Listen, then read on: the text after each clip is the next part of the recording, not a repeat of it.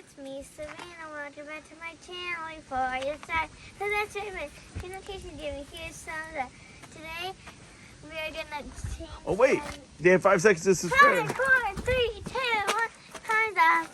So what are we going to do today? Change these cars' brakes. Yeah, we're going to change the brakes in the front of the car, right, Savannah? Yeah. So I'm going to show you how to do it. Yeah. Yeah, so we're going to have fun doing it? Yeah. Yeah, you going to stay nice and clean? Yo. Okay, guys, we're going to change the brakes, right? Yeah. Okay, let's do this. So the first thing we got to do is we're going to have to... Take the wheels off. Well, we're going to have to kind of loosen the lug nuts up, and we're going to have to try and jack the car up. But as you see, there's a lot of rust on here, so we're going to hopefully be able to be jacked up. So we'll see. But we're going to try this, right? Yeah. So the rule is lefty or loosey, righty tighty, guys. So we're going to try and hopefully get these things loose.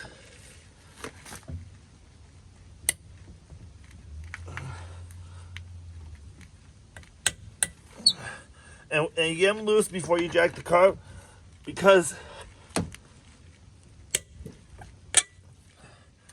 as when you start jacking the car up, you see how much I'm pushing? You won't be able to do that if the car is up in the air.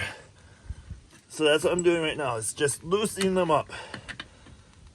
There is not much left underneath this car. There's a lot of rust under here, so as you guys can see, it's pretty rusty. So I didn't show you guys me jacking up the car because it would be really tough. I ended up having to put on the cross member here to be able to jack the car up. Obviously, it was a little tougher trying to get it down there, but no, that was the easiest way of doing it. Now that I have the car jacked up, if you guys are curious, tires are gonna move. But this is pretty universal on almost every car. You know, since the lug nuts should be loose, you should be able to pretty close to loosen them up. Pretty close to my hand. And so you guys know, this is a fairly easy job actually. So do not think, oh, brakes, it's a hard thing. I'm teaching Savannah it, so you know, she's 87. So you guys know this is simple stuff that you should know on a car. You know, there's other things that get a lot more complicated that, yeah, you probably should let a professional do, but this is the easy stuff that most people, I think, you should know. And like I said, now you're at the brakes.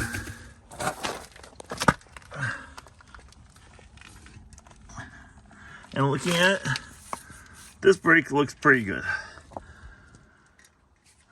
But because you tend to do them in pairs, I'm still going to change this one.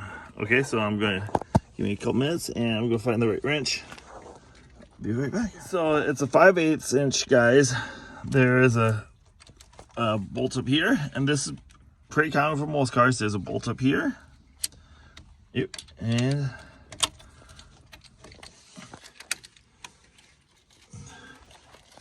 you guys want to see? There should be a bolt right down here. This is pretty common on almost every car. So I am loosening. I'm going to loosen this up. You guys probably will be bored with it, so this is fairly easy. You may need some, and the other one is right there. You may need some WD-40, but this is fairly easy. Hopefully it will come off. I now have the correct socket, 15 millimeter. It is very tight on there, so that's nice. So you guys know, this is one of those things that I think everyone should pretty much know how to do. It's very easy to do, kind of like oil changes. And if you don't have tools, you know what? It's cheaper to go buy tools than it is to pay somebody to do it. And it's, as long as I had all the tools here, this should have only taken me about an hour job.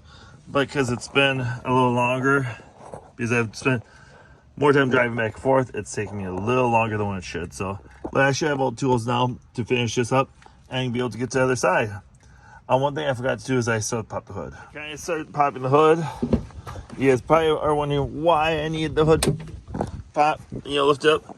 And that's mainly because I'm going to have to take the brake fluid off so that way I can get some air in there.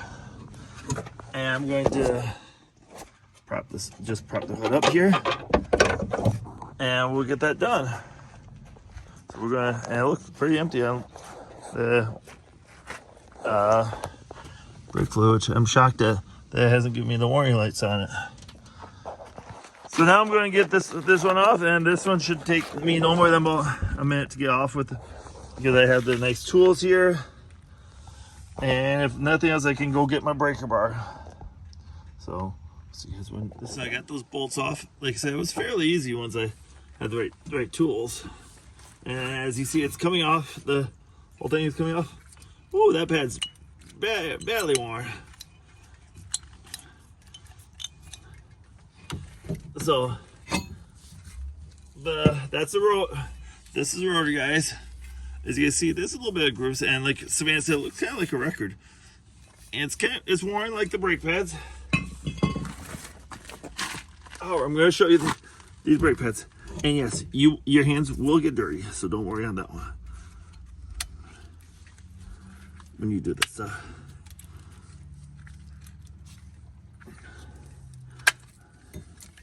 So that brake pad there, guys, is very worn.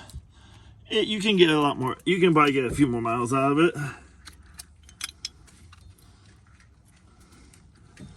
But I'm going to show you.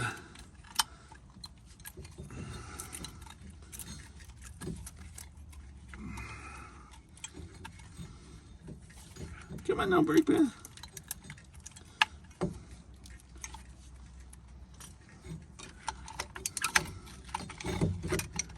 And it's just held in here by clips, guys, so nothing too major.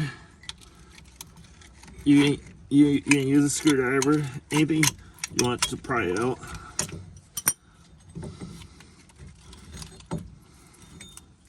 So as you see, I'm just using a socket wrench because it's handy here. I can go get a screwdriver, but I'm not going to do that right now because it's already out.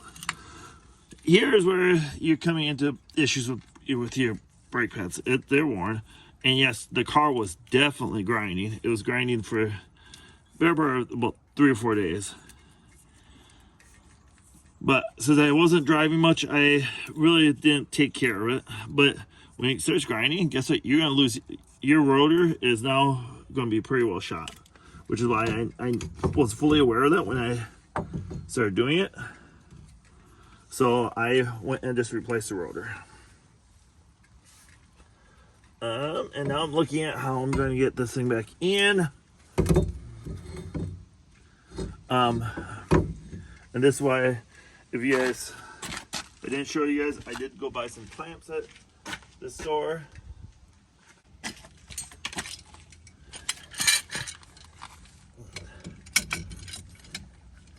And I hope that this will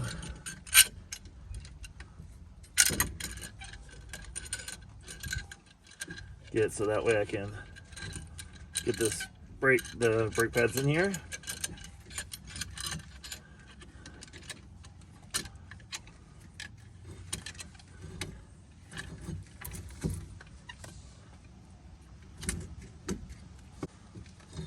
What I'm doing here, guys, is right here. I don't know if you guys can see it real well, but I'm just trying to push that thing in.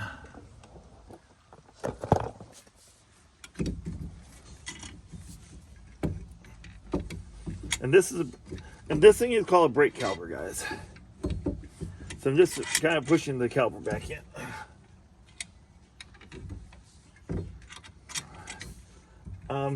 If you guys don't fix your brakes, like if your brakes are grinding and you don't fix it in time, this is where you can get into a lot of money. Is this part right here? Because brake calipers are not cheap. They're typically around $100, $150, depending on what one you have. Guys, I got this clamped in here really tight, so now I'm gonna have to try and get it. because I think I got the caliper in there as tight as I can.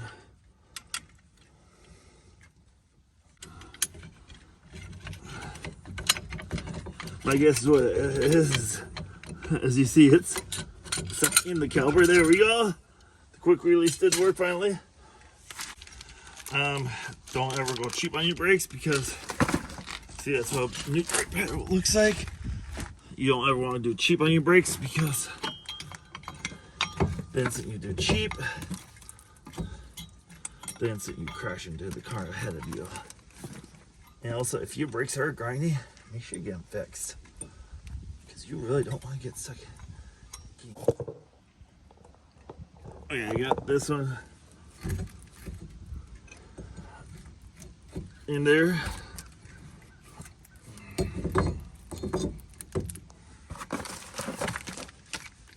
Now we're going to get the next one, next brake.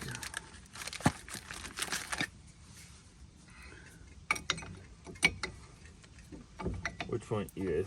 This is fairly easy at this point, or should be fairly easy at this point. As you see, fairly easy. Simple screwdriver.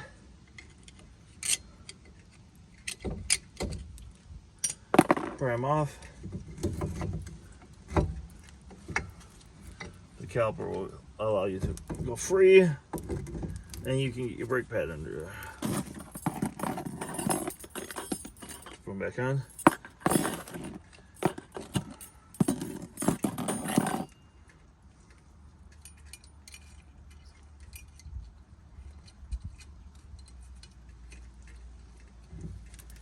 Fairly easy, as you see. Should be fairly easy.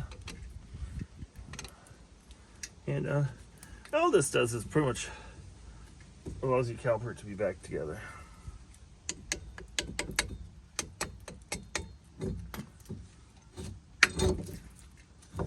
Now, this is the easy part.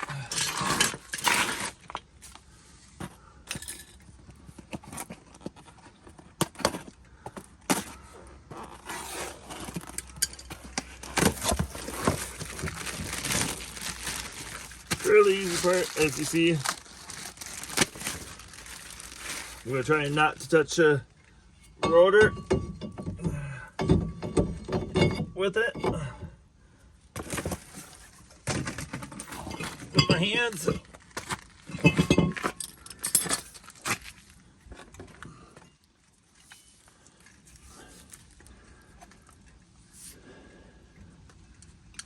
And this should slip right on over. Just like that, guys. If you guys want to see, I pretty much had to come underneath this car to try and get these bolts tight, you know, to even get them to grip. So that is where I currently am. I'm underneath the car in hopes that it will let it grip, okay? So that's the easy way of doing it. Okay, so honestly, I don't remember what the torque is supposed to be on this one. On this, however, I can tell you this much, that pretty much do it tight. You're not going to have them falling off. That's the biggest thing, is you really don't want your tire falling off or your brakes falling off when you're driving. So you definitely want to get them tight. Then here's the next thing. As you see, I put the rotor on. The rotor was very easy. All you have to do is slip it on. There's no magic bolts to hold the rotor on at all. What holds the rotor on together, it holds the whole tire together. It holds this to the car. Like I said, you don't really want to touch the rotor much. As you see, I'm touching from the middle. Is actually your tire. Your tire is what honestly holds this rotor on. It holds your whole brake together, pretty much. So, as you see,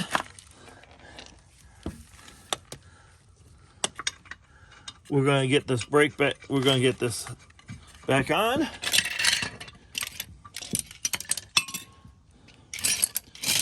And after fun.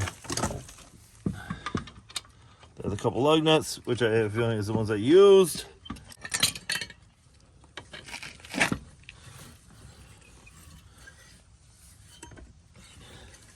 And again, you don't want to try and get this as tight as you can on here. You just more or less want to get it so that way it's tight. Because again, it's going to be really hard to get 100% tight with anything. And you know what? Again, but tires, I'll be honest, I am more or less quite content on making sure it doesn't fall off. And so then, as you can guess, I'm now going to lower the car down. The final step that you want to do is definitely make sure that your lugs are tight. And you still want to drive the car about 50 miles. And again, make sure your lugs are tight again. You can torque them, but I guarantee you, most tire shops don't torque your tires down or anything. The last thing that you're gonna want to do is you're gonna make sure you have brake fluid in here. And as you see, I actually gained brake fluid because when you push a caliper in, all that brake fluid that's in there has to come back in here. So I'm going to do that at the tire, and I'm going to check the brake fluid. But first step is I got to do that at the tire, and I won't make you sit through another video of that one, but I will probably come back and show you guys the brake fluid. But the big thing with doing brakes, if you do one side, you must do the other side. So like I'm doing the driver's side, you must do it passenger side too. You can't just go in, do one and not do the other, because your brakes will be awful otherwise. So I gotta get to the other side. See you guys in a few minutes. All right, guys. So I got the brake done on the other side, and actually that brake was actually worse than the other side. That one had no pad left, and which is why the car was really grinding, really severe. And that's how much what can happen in a matter of days. Last thing for us to do,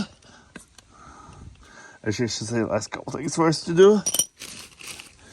One is, as I'm trying to break into this brake fluid, is, as you see, the brake fluid's a little low, but not massively. So I'm going to add just enough to top it off. As you see, I added a little bit, not much, but I just topped it off. And as you see, my hands are very dirty, oily, and I'm going to clean up the tools. So then the job's done. I'm going to take it out for a little road test, see if it still grinds. It shouldn't, but and if everything's okay, life is okay, and when it gets cold again, I can still stop the car. See you guys in a little bit, and actually see you guys in another video. Thanks for watching this, and hopefully this was helpful for you guys. So if it was, I'll keep doing some of these other fun repairs. Bye. And Savannah will keep learning. Bye.